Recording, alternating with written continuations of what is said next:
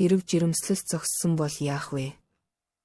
Зогссон, хөгжихгүй байгаа жирэмслэлт нь үрийн өндөгний хөгжлийг зогсоох явдал юм.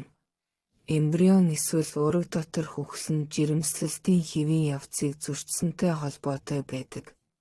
Ийм тохиолдолд дууны долгионы судалгаа хийж зүрхний цохилт байхгүйг тогтооно. Энэ яагаад тохиолддог вэ? Шалтгаан нь янз бүр байж болох бөгөөд заримдаа тэдгээр нь хамтдаа ирдэг.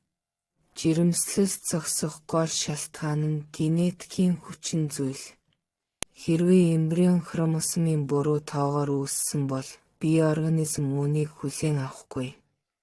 Эндометри дотор хуутан царны патологи нь жирэмслэлтийн хэвийн явцыг хангаж чадахгүй. Цусны бүлэгнэлтийн системийн өөрчлөлт, удамшлын тромбофили, антифосфолипидын синдром, бэлгийн эрхтний хөгжлийн гажиг, хурц халдварт өрөвсөлт өвчнүүд. Энэ тохиолдолд өөрийгөө буруутгах хэрэггүй. Биологийн түвшинд хэрвээ ураг хангалттай эрүүл биш бол үүнийг хүлээн авна. Эволюцийн сонголт ийм байдлаар ажилладаг. Өөрийгөө сэтгэл готрол болон гин буруугийн мэдрэмж рүү орохоос сэргийлэх гол арга бол таны мэдрэмж сэтгэл хөдлөлийг хэвийн болгохын тулд төрхийн өмнөх сэтгэл зүйчтэй зөвлөгөө авахыг зөвлөж байна. Алдагдлын дараа уйлах, өөрийгөө буруутгах, уурлах гэх мэт зүйлс хэвийн байна.